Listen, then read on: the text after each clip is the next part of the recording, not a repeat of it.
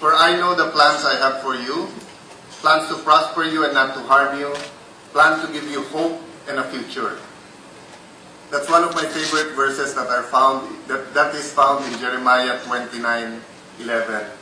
Do you all believe that the Lord has good plans for us? Yes. Who believes that the Lord has good plans for us?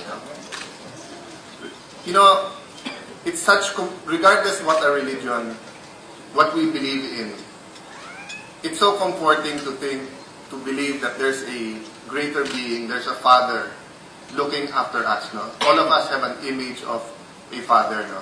But to say that that we have a future, and it's not to harm us, but to bless us, to prosper us, is something that is very comforting.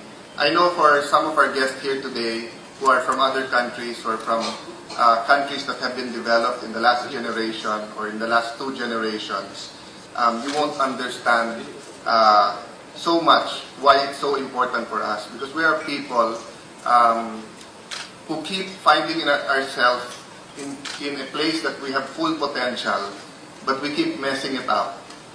And we keep finding ourselves at the starting line ulit, di ba?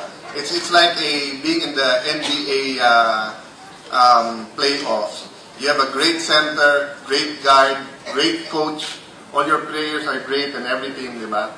Then suddenly you lose the playoff. Just like the Lakers, my favorite team. I can't believe, still can't believe a few years ago how they could go from champion and not even making the playoffs. No? But that is the frustration that Filipinos have felt for generations and for several decades. You know, if we were like Africa, that there's not much in natural resources. No minerals, no natural gas. They don't have the most beautiful tourist attractions like Cebu, like the beaches all over the Philippines.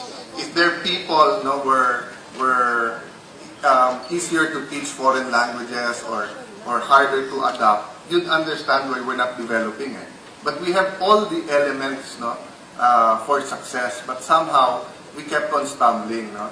And it is in that light that I mentioned this verse, and it is in the light of recent developments of this administration at tuwid na daan, despite, for example, your conference this week, no?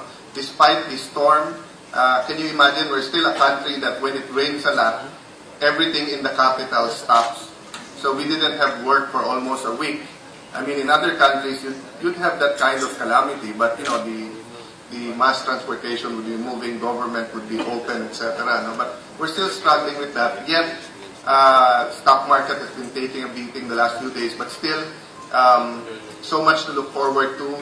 Everything's upbeat. Our economic managers are saying that we don't think we're going to make the 6 or 6.5. We might even do 7 in terms of growth this year. No? So it's in light of all of this that I come here today. I'd like to first thank, of course, your officers, President Benedict Hernandez, who I always like listening to. Unfortunately, Benedict, I always come when you have already spoken and just hear about your tremendously great speech. Your chairman, Rafi David, your executive director, Jojo Ligan, all of the board of directors, of course, your inspirational speaker, Mr. Francis Kong. Lahat po kayo na nandito ngayong umaga. Magandang umaga po sa inyong lahat.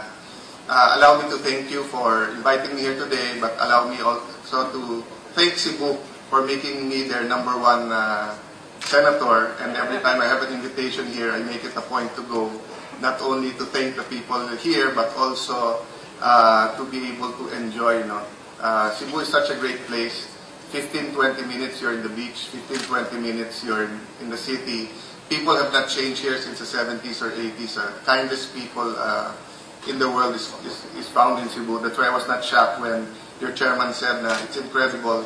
First time na CCAP had first time na nag-CCAP ang CCAP na magkaroon ng conference outside Metro Manila, and it was easier daw to get speakers to go because everyone loves to go to Cebu. No? But let me get back to the topic. No?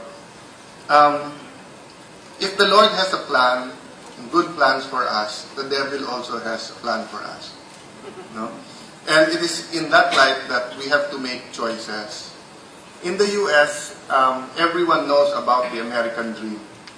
You can Google it, you can look at books, you can watch movies. No one can really define it. But everyone knows what it is. Basically, the American dream is the life, for example, right now, the best example probably is President Barack Obama. Maybe a few years ago, the example was Bill Gates, diba? That you can be just an ordinary person, you can be born an orphan, you can be born from poor parents. In the case of President Barack Obama, his father's from Kenya. Some people still question his citizenship until now when they have elections, diba? But you can be nobody, but you work hard, can get the opportunities provided by the American people, by the American nation, and you can be whoever you want to be, diba?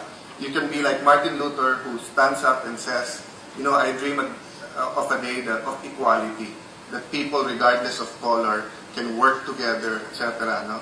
So that's the American dream. But what is the Filipino dream? I've been to several state universities and college and asked this question. And you know the commonality? You know the usual answer? The Filipino dream is to get a US visa. To line up in the US embassy and get a visa, or to go abroad. No? But if you have your own FGD, or if you do your own research, you'll find out it's not because they want to leave the country. It's because of the simple reason that they want to provide for their family.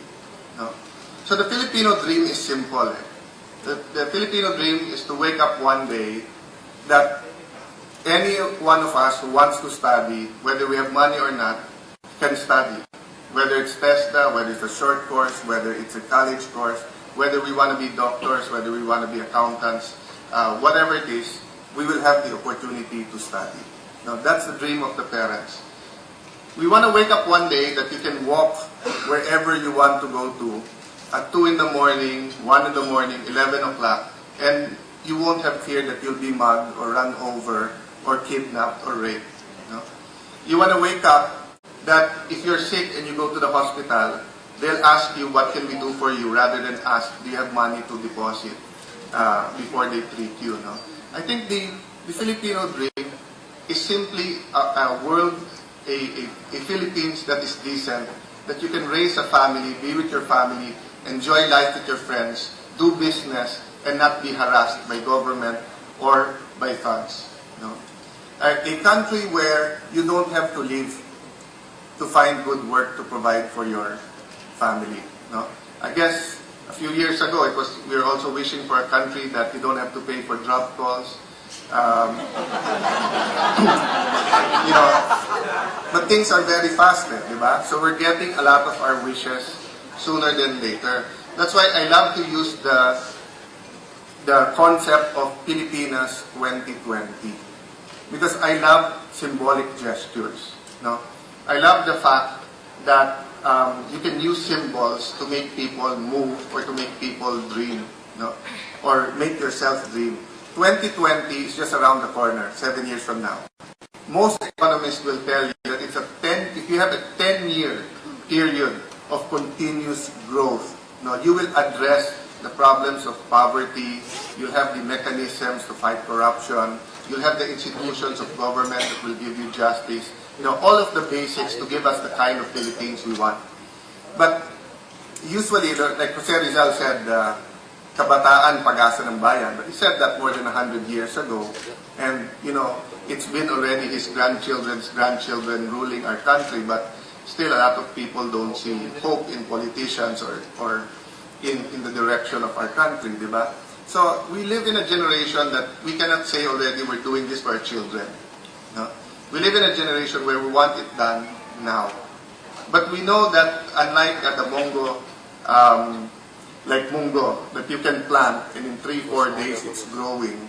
No? Or what my mom taught me that I do until now, and my wife keeps asking, what are those glasses in the window in the kitchen? Is you put toothpicks on your avocado, it will grow after 2 weeks. No? And you'll instant notification for those of us who want grow some things and don't have a green thumb, di ba? But we know that in government, in changing society, hindi ganun kasimple yun. No, it's not that simple. Diba? It takes time, it takes effort. You have to change values. You have to transform minds and hearts, diba? But 7 years is doable. So it's really up